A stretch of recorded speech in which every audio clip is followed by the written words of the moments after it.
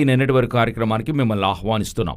ఈరోజు అతి ముఖ్యముగా ఇస్రాయేల్ ఇరాన్ వార్ యొక్క మరొక ఘట్టం అంటే 3.1 చెప్పొచ్చు, అది స్టార్ట్ అయింది.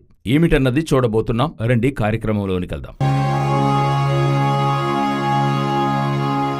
మొదటిగా ఇస్రాయేల్ ఇరాన్ కాన్ఫ్లిక్ట్లో మధ్యలో సమాధాన ఒప్పందాలు ముందుగానే ఒకటి వచ్చింది. ఒక 10 రోజులు ఆపారు, మరల ఆరంభించారు. ఆ తర్వాత కొనసాగుతూ ఉండింది. ఇప్పుడు మధ్యలో ఒక సమాధాన చర్చలు జరిగాయి. ఇప్పుడు మరలా గొప్పగా దాడులు జరుగుతూ ఉన్నాయి. కువైట్పై తాకిడి చేశారు, బహ్రెయిన్ అటాక్ చేశారు. అది మాత్రం కాదు, యుఎస్ హెలికాప్టర్ని తాకిడి చేశారు. ఇవన్నీ కూడా దాటి యుఎస్ గొప్ప రీతిలో ఇరాన్పై దాడి చేయడం అయ్యింది. యుఎస్ అధ్యక్షుడు అంటే ట్రంప్ చెప్తున్నాడు, ఈ రాత్రి ఈ కార్యక్రమాన్ని నమోదు చేస్తున్న వేళలో యుఎస్ వారి నుండి వచ్చినటువంటి ఒక వార్త, బహుతీవ్రంగా ఈ రాత్రి ఇరాన్ని దాడి చేస్తామంటున్నారు. సో చర్చలకు ఇక మీదట మాట ఉండదు కాబోలు. అతి తీవ్రమైన పరిణామాలను ఇది ఏర్పరుస్తుందని అనుకుంటున్నాం. వీటికి మధ్యలో ఎర్డోగన్ టర్కీ అధ్యక్షుడు చెప్పిన స్టేట్మెంట్ చాలా ముఖ్యమైన స్టేట్మెంట్. ఆయన ఏం చెప్తున్నాడంటే, ఇస్రాయెల్ని కట్టడి చేయండి, ప్రపంచ దేశాలు మౌనముగా ఉండొద్దు. ముందుగానే వారు సిరియా, లెబనాన్ని దాడి చేశారు. ఇది టర్కీ వారికి అయినటువంటి ఒక హెచ్చరిక లాంటిది. మేమిందులో దిగవలసి ఉంటుంది. అతడు ముందుగానే అనేకసార్లు ఇది చెప్తూనే ఉన్నాడు. పోయినసారి ఇరాన్ని దాడి చేస్తున్నప్పుడు చెప్పాడు, అటు తర్వాత లెబనాన్ని దాడి చేస్తున్నప్పుడు. ఇప్పుడు తిరిగి అదే కార్యాలు చెప్తున్నాడు. మనమెందుకు టర్కీని ప్రస్తావిస్తున్నాం అని అడిగినట్లయితే, టర్కీ ఎహెచ్కేల్ 38:6 చెప్పబడిన ఉత్తరమున ఉన్న తొగర్మ వంశస్థులను ముందుగా చూశాం. సో ఇప్పుడు ఈ ఇస్రాయేల్ ఇరాన్ వార్ మరో ఘట్టానికి వెళ్తుంది. మనం ముందుగానే చెప్పినట్టు రష్యా మాత్రం లోనికి వచ్చే దాంట్లో బాకీ ఉంది. రష్యా ముందుగానే గతము ఈ సమాధాన చర్చలు జరక్కముందే తేటగా చెప్పింది, ఇరాన్కి మా పూర్తి మద్దతు ఉంది, ఇరాన్ వారి శత్రువు మా శత్రువు అని చెప్పి ఉన్నారు. సో ఇప్పుడు ఫ్రెష్గా స్టార్ట్ అయిన మరో ఘట్టపు దాడులు ఇంకా మోసమైన పరిణామాలకు చోటు చేసుకుంటుందని చూస్తున్నాం. అన్నిటికీ చివరిగా ఇరాన్ చేసింది చాలా ఇంపార్టెంట్. మరలా స్ట్రెయిట్ ఆఫ్ హార్మస్ ప్రాంతాన్ని వారు మూసేశారు. సో ఖచ్చితంగా ఇక ధరలు ప్రపంచ దేశాల మధ్య అధికంగా ఈ ఇంధన ధరలు పెరుగుతాయనేది ఒక భయానకం అందరి మధ్యలోనూ ఉంది. సో ఇదే Israel Iran war conflict update. ప్రభు చిత్తమైతే రాకడ ఆలస్యమైతే మరొక కార్యక్రమంలో దీని గురించి చెప్తాం. తర్వాత అతి ముఖ్యమైన మరొక విషయాన్ని చూడబోతున్నాం. గత కార్యక్రమంలో ఎల్నినో గురించి చెప్పిన విషయం జ్ఞాపకం ఉంటుందనుకుంటా. సో ఈ ఎల్నినో యొక్క తాకిడి ఇప్పుడు మరొక అతి మోసమైన స్థితికి వెళుతుందని వాతావరణ సంస్థ WMO అంటారు, వారు అనౌన్స్ చేశారు. ఇప్పుడు దాని ప్రకారంగా వచ్చే జూలై మాసంలోగా 70 నుండి 80% ఇంక్రీస్ అవుతుంది. ఆ తర్వాత ఆగస్టు మాసంలో 90% ఇంక్రీస్ అవుతుందని చెప్తూ ఉన్నారు. ప్రపంచ దేశాలన్నిటిలోనూ ఉష్ణం అధికమవుతూ పోతుంది. ఈ కార్యక్రమం వెనుక ఒక ముఖ్యమైన విషయాన్ని మీరు గమనించాలి. భూమి అంతటా ఉష్ణం అధికమవుతూ ఉంది. గ్లోబల్ వార్మింగ్ అని చెప్తాం. ఒక 40-50 సంవత్సరాల క్రితం ఉన్నవారికి అది ఏంటో తెలియదు. కానిప్పుడు మనకి గ్లోబల్ వార్మింగ్ అంటే ఏంటో తెలుసు. బైబిల్లో నోవహు కాలంలో దేవుడు ఇకను జలప్రవాహముతో భూమిని నాశనము చేయను, కాని అధికపక్షంగా చూస్తున్నాం భూమి అగ్ని కొరకు నిలువ చేయబడినదని. ఇప్పుడు ఎల్నినో బట్టి ఇది చెప్పడమవుతుందా? కాదు. కొంచెం కొంచెంగా ఇది ఇంక్రీస్ అవుతూనే ఉంది. ఈ కాలఘట్టంలో బాగా గమనిస్తే ఈ ఉష్ణమన్నది ఇంక్రీస్ అవుతూ వెళుతూ ఉంది పలు దేశాల్లో. ఇప్పుడు అంటార్టికా ప్రాంతంలో చూసినట్లయితే అక్కడెప్పుడు 0 డిగ్రీ సెల్సియస్ మాత్రమే ఉంటుందట. 15 డిగ్రీ సెల్సియస్కి పెరిగిందట ఈ జూన్ మాసములోనే.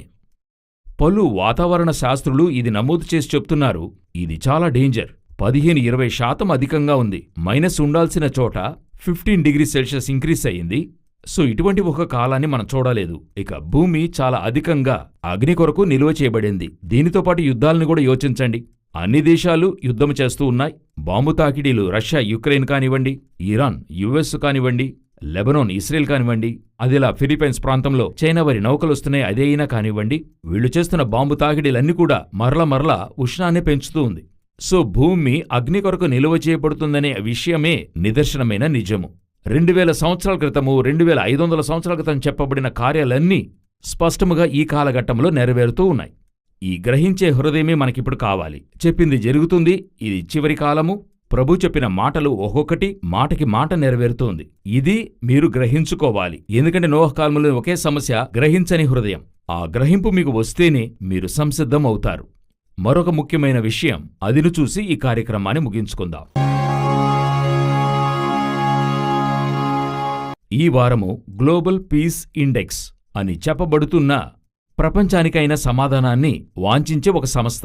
వీళ్ళొచ్చి 2007-8 నుండే ఈ కార్యాలు గణించుకుంటూ వస్తున్నారు, లేక డేటాస్నిస్తూ ఉన్నారు. వారు అందులో వారు సమీపంలో ఇచ్చిన ఒక ముఖ్యమైన డేటా ఏంటని అడిగితే ఈ 1 సంవత్సరంలో మాత్రం అంటే 2025లో మాత్రం 99 దేశాలు యుద్ధాల్లోకి ప్రవేశించాయట. అంటే 2007 నుండి ఈ 20 సంవత్సరాలు చూసినట్లయితే 119 దేశాలు యుద్ధంలోకి ప్రవేశించాయి. అంటే 2007 కంటే 73% ఇది ఇంక్రీజ్ అయ్యింది. అన్ని దేశాలు యుద్ధాల్లోకి ప్రవేశిస్తున్నాయి. అందులోనూ ప్రత్యేకించి ఫారిన్ అఫేర్స్ అంటే చెప్తారు గదా, పొరుగు దేశాలతో ఉండేటువంటి యుద్ధాలు. ఇది ఎక్కడెక్కడని చూసినట్లయితే 103 దేశాలు పొరుగు దేశాలతో యుద్ధము చేయన ఆరంభించాయి. బైబిల్లో మత్తయి 24వ అధ్యాయంలో ప్రభు చెప్తాడు, ఈ యుగ సమాప్తికైన సూచనలు ఏవని అడిగినప్పుడు జనము మీదికి జనమును, రాజ్యము మీదికి రాజ్యమును లేచును అంటాడు. 2008లో 59 దేశాలు పొరుగు దేశాలతో సరిహద్దు పోరులో ఉండే. అయితే ఇప్పుడు 2026లో 103 దేశాలు ఆ విధంగా ఉన్నాయి. అప్పుడు బాగా గమనించారంటే ఇది జనం మీదికి జనమును, రాజ్యం మీదికి రాజ్యమును ఆల్మోస్ట్ మీకు ఒక డబుల్ వంతు ఇంక్రీజ్ అయ్యింది.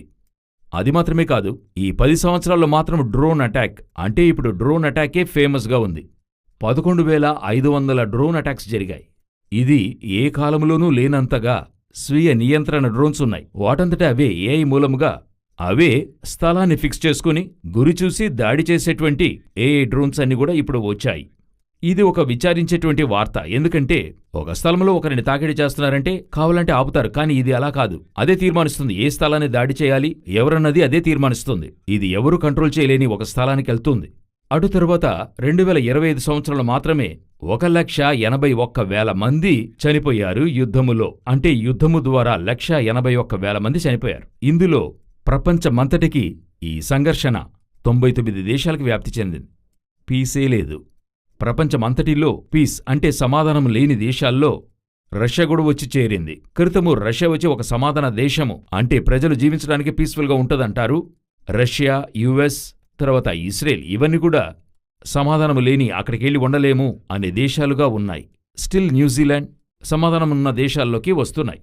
బాగా గమనించారంటే మనము పలు రోజులు చెప్తూ ఉన్నాం, అదే ఇప్పుడు చెప్తూ ఉన్నాం.